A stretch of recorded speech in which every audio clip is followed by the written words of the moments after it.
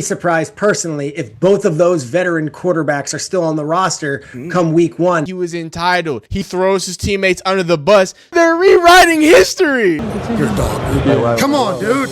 Pat McAfee is the leading source of everything football, so it wouldn't make sense for him not to comment on the Shedeur Sanders situation. And to be honest with you, as we've been keeping up with him on this channel, he's been pretty consistent. And that consistency is that, hey, Shedeur Sanders is a guy. He's great for content, but I think Will Howard was definitely more of his guy. But again, we have a separate video, but we're going to go into kind of the history of Pat McAfee. But more importantly, you had old Shregs on the show speaking about what's it called? How impressive Shedeur Sanders has been in the Browns camp, from Pat Mcafee and Shregs in the biggest jawline in all of sports media. Here's get to it. Yeah, Shregs, we hear that they might, this Browns team might carry 4 quarterbacks on the roster. At least they're floating that idea, I guess. What do you think truly does happen to their 53-man opening day roster? And are they looking to potentially trade one of these guys?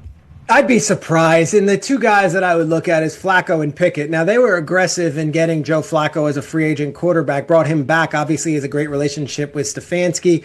Two of them had great success 2 years ago, and he was the comeback player of the year. But they also acquired Kenny Pickett. I would be surprised personally if both of those veteran quarterbacks are still on the roster come week one, and you have the 2 rookies.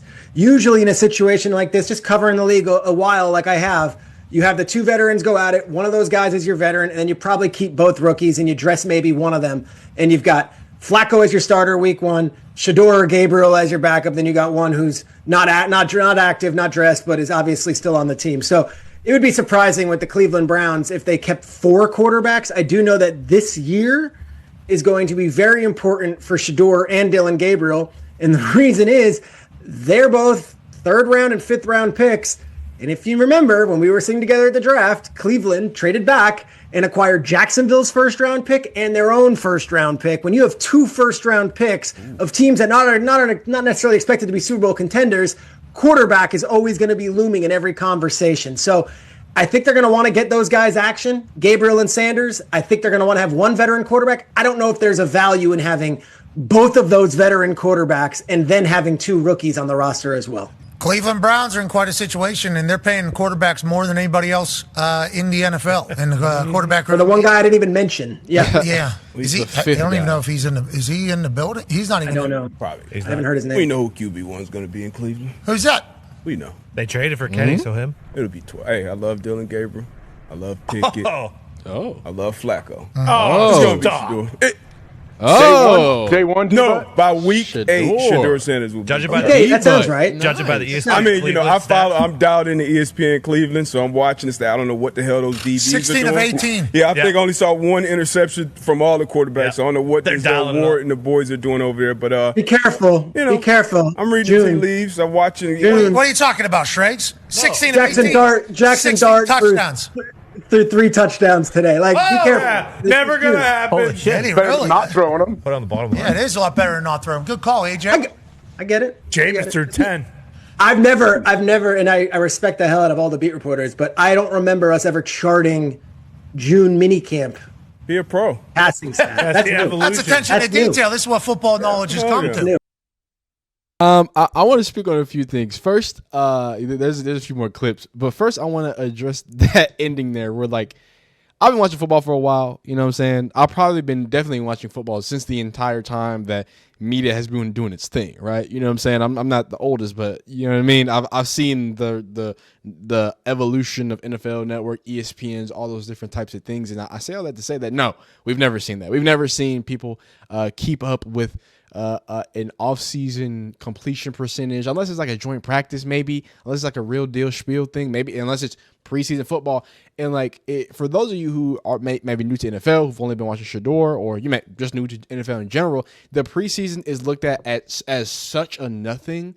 Like, as such a nothing that it doesn't even matter. Like, preseasons are just glorified scrimmages, right? So even doing good in the preseason, while that does help you, I've seen people do amazing in preseason, still get cut. Like, it's not really what's gonna break things. Now in this particular situation with the quarterbacks, how theoretically how close things should be, that could be major for them, but it often doesn't have a large bearing on what's going on, in the same way that oftentimes the offseason doesn't have that much bearing, specifically when we're talking about charting different passes and stuff like that. I think most of y'all understand that, but just flat out saying, hey, this person went for this many reps, it doesn't put the context of, Joe Flacco got less reps. Joe Flacco was probably only with the ones. Shedeur was only with the 2s and 3s, right? Dylan Gabriel was 1s and 2s. Dylan Gabriel was also over here and over there, and Kenny Pickett probably only with the 1.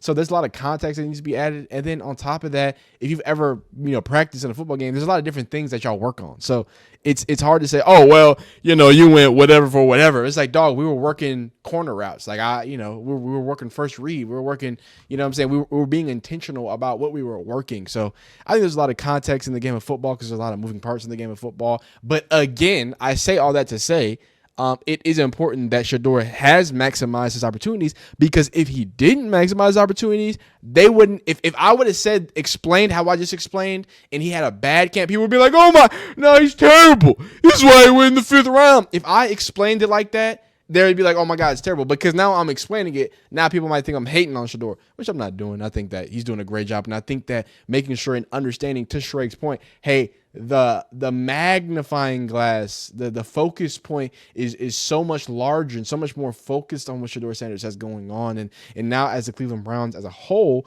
right, that when you look at it like that, you have to be able to understand in full. You know what I mean? You feel what I'm saying? Like it's a whole different ball game, right? And it's fair to give Shedeur his credit, and I'm going to continue to give his credit, but we also have to be realistic, right? We have to be realistic of what it looks like. Kenny might look a little better. Joe might like a little better. Some players might just look a little better when the pass come on. Shedeur might look a little better. Hey, you never know. You never know. I think there was a few more clips from this Pat McAfee that we had as well. So here is the positives from Shedeur Sanders. I see some balls coming out of Shedeur Sanders at that game, and I'm like, kind of looks like a guy. Yeah, I'm reading. He can sling it. I see him, some of the veterans, how they talk to him, mic'd up, see what he's doing in the community. Yep. You talking about Njoku there?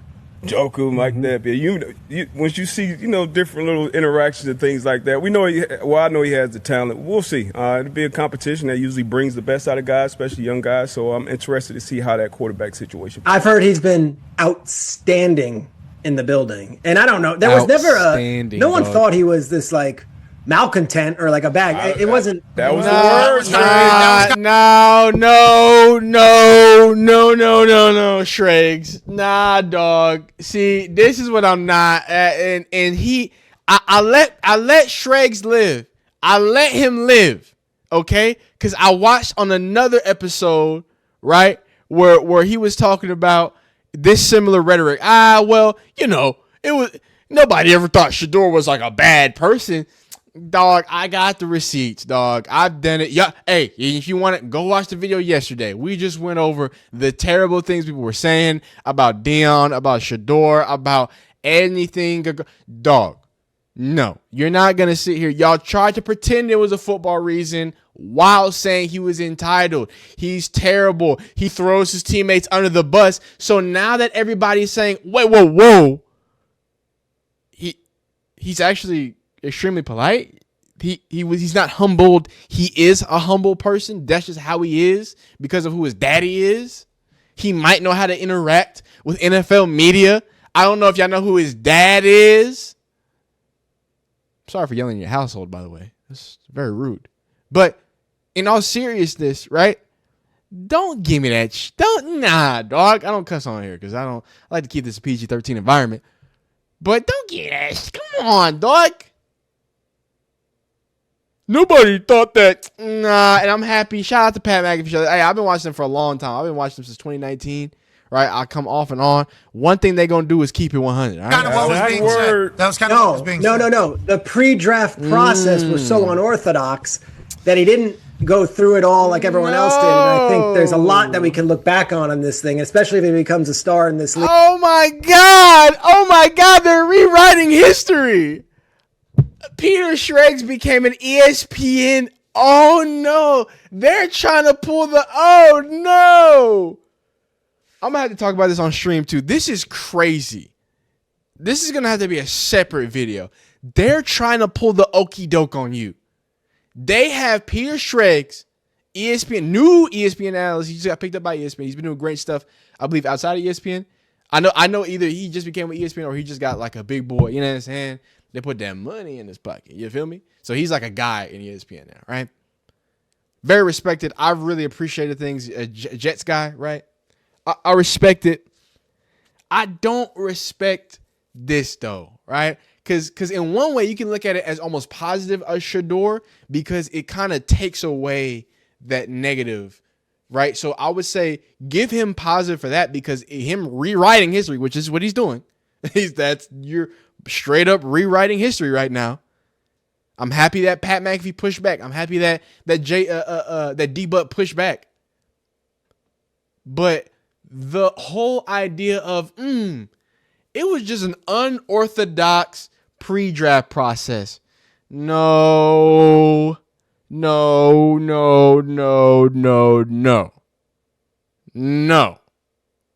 What it was Shedeur Sanders had the worst formal interview. That's what y'all said. Not you, Peter Schrags, but that's what they said. I don't want to have to pull it. We pulled it up 1,000 times. Y'all seen it. At this point, if you haven't seen it, go watch my old videos because I've pulled up all the quotes specifically from the Giants. Brian Daboll set up a trick play for him, messed up the plays and said, hey, fix it. Apparently, Shedeur Sanders got confrontational. That's not what I said. Those were the anonymous reports. Anonymous reports from Mr. Mcafee. I forgot his name. Todd McShay. Sorry, Mcafee. I used to know a dude named Mcafee. I apologize. Todd McShay. Gosh darn it. Todd McShay. He came out and reported, nothing negative. And this is before the draft. Nothing negative, but he seemed like he didn't want to be there. He seemed like he wasn't impressed. I already showed y'all, like literally in the video yesterday, the report of one of the NFL execs saying he made me feel small. So, no. Y'all said y'all wanted him humbled. I was on Twitter there. Yeah, no. So you're not going to rewrite history and say it was really because he had an unorthodox draft process. He didn't have an agent, right? Did you know Deion Sanders? Because that's what he's about to say. Oh, he didn't throw at the combine, and that was the make or break thing. He didn't do this. He went to the East-West Shrine Bowl, even though after it was reported, because people leave this out, because they want to, again, rewrite history, after it was reported that multiple NFL teams told him, don't work out. Shedeur didn't not work out and could show up and not work out. They said, hey, don't. That's what the teams told him. Okay? So don't Peter Schrags come back with, he didn't throw at the combine, blah, blah, blah. The interviews were, what I'm saying? Like, no, I'm not buying it because you and me both know. You and me were there making videos and watching and reacting. That's not what was being said. That's crazy. And say, you could point fingers in a million ways. Not having a pure agent, not having the workouts that everyone else did, going to these teams, not necessarily being as willing to throw the ball when asked at the All-Star games, like that kind of stuff I think might have stung him and might have turned teams off, but at no point did anyone say he's a back. It's gonna be a separate video. You're lying, and I know why you're lying, because the ESPN has an invested interest in the NFL in ensuring, and especially now that they see how much money Shedeur Sanders is bringing in. Wait a minute. Because I know y'all, Stephen A. Smith made the Colin Kaepernick comparison. Y'all made the Colin Kaepernick comparison, and I didn't fully disagree with it, but obviously I disagree because there was a larger idea. We don't got to get into that. All right, we're talking about football. But one thing, and this is where we start talking about the differences and why, like, hey, just don't compare to Colin Kaepernick. It's his own thing. We could talk about it because the NFL and the media is quickly realizing that Shedeur is profitable.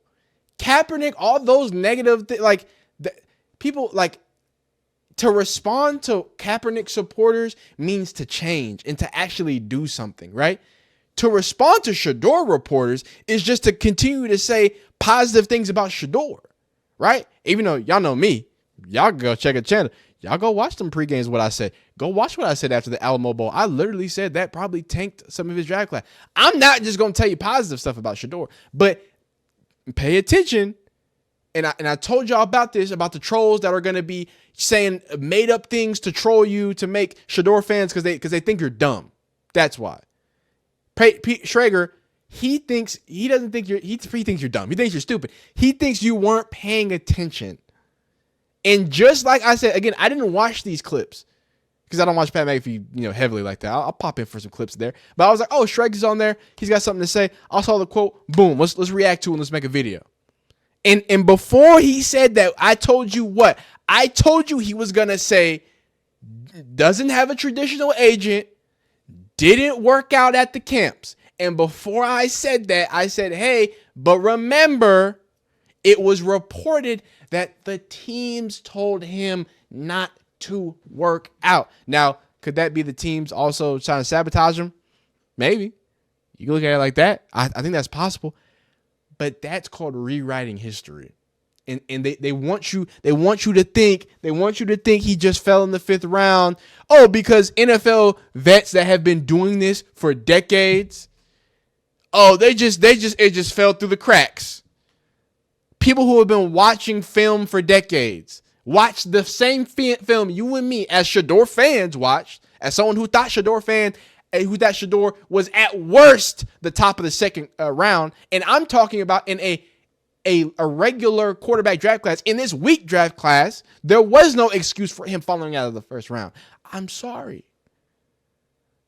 There is no excuse for you to look me in the eye and say, I'm going to, just strategically. This is why it makes me mad, because some of these people who enjoy football, they also anti-Shedeur for other reasons we don't have to get into. But the traditional football fan is going to be anti-Deion and anti-Shedeur. Okay? So in their head, they would love it for it to just be a meritocracy, a meritocratical reason why Shedeur Sanders didn't happen. And now we can sit here and talk about it, but sure. But nobody can justify Tyler Shough, and again, 6'4", the dude can spin it. He has had a longer injury history than the person that retired at the Saints, and they picked him. The 26-year-old college quarterback who has a longer injury history than the quarterback who just medically retired. That's pretty ridiculous in the 2nd round. And then you go to the Browns, who said, this former UCF, Oklahoma, Oregon quarterback who's a lefty, who's 5'10", that's the guy who I think can fit better than Shedeur. That doesn't even make sense. We've made multiple videos about Dillon Gabriel and Shedeur, and I've explained to you the football reason why it makes sense for both of them to be in the Kevin Stefanski offense. They're not afraid to attack the center in the field. They love to hit a dig. They have enough velocity and great decision-making to ensure that the ball gets in good places in a good time. That's what they are. Nobody would look you in the straight face and tell you that Dillon Gabriel does those things better than Shedeur Sanders. That's not me being a Shedeur Sanders glazer. That's not me XYZ. That's me not rewriting history and remembering what they said about Dillon Gabriel. You get upside of the not physicality, but the speed, right? He puts the ball in great places. He has great zip on the ball. I've made multiple videos, and some of my commenters, some of my audience gets mad that I'm making Dillon Gabriel videos, and I'm talking about Dillon Gabriel. But I'm not going to do that. I don't think you're dumb. I know you're not dumb. That's why you watch my videos, right? I'm not going to treat you like Peter Schrager and treat you like you're stupid and just act like Shedeur Sanders is walking on water, because he's not. I'm not going to act like Dillon Gabriel can't spin the football, because he can. But if you look at how and why, from a football aspect, it does not make sense. The reason Shedeur Sanders dropped that long was either collusion with a few teams. And y'all know me, I don't like saying collusion. I've been anti-collusion. But at this point, the way that people are reacting is the only reason why now I'm like, well, did they collude? Because everybody is acting like oh my God, he's so amazing. That's what we were saying on draft night.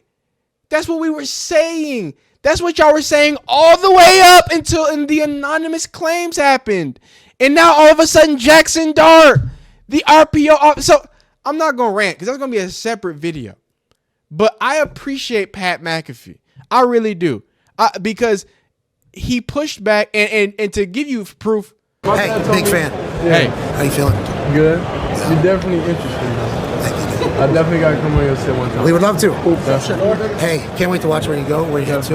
You're the man. It'll be legendary, man. It'll be legendary. Hey, you know what? Not talked about. You're tough. I like that. Thank you. Yeah. Yeah, I have to. Hey, you're tough. You're getting your ass beat standing right up, and then like talking shit about it. I respect that you like that you're tough. Yeah, I indulge in that type of activity. You're a dog, dude. Come on. You're a dog, dude. It's been fun to watch. I'll see you soon. Changing an entire university. Change fire, bro. So, hey, that's what Pat McAfee says. So if y'all want to, because I know some of y'all are Pat McAfee fans, so a lot of there's an overlap of Pat McAfee fan and Shedeur Sanders hater. And so hear from him. He says that he's completely changed the university. I respect the respect that he's given. Obviously, y'all remember, Pat McAfee, because the video's getting a little long, but Pat McAfee had the whole source about Will Howard throwing footballs at night. And although I called BS on that story, and other people said they confirmed it, I think the more important thing to see is that Shedeur Sanders actually made a tweet, says, I don't understand y'all hating on Will Howard. He's throwing to different people. He just won a natty. It's hard to throw to wide receivers that you don't know. Just to kind of point out the relationship there. Sorry, I started going off on Peter Schrager. Do not let them gaslight y'all. Do not let them say anything, right? And to be honest with you, a lot of these points I was going to go over, Peter Schrager went over. Don't worry, I'm going to be, if you're watching this, I'm probably live right now or doing another live stream. I just wanted to get a video up before, kind of touch on a few Pat McAfee clips, man. But we're going to go deeper. Don't worry. We're going to be live, plenty more videos going. I cannot thank you enough for watching me yell and freak out. Please, if you enjoyed the video, like it. If you didn't, dislike it, subscribe. If you enjoy, sorry, I'm getting the hiccups. If you enjoy football content of all shapes, sizes, and forms, like, dislike, don't like it, hit it, with it, flip it, hit that bell icon not to miss anything. We'll see you next time. Peace.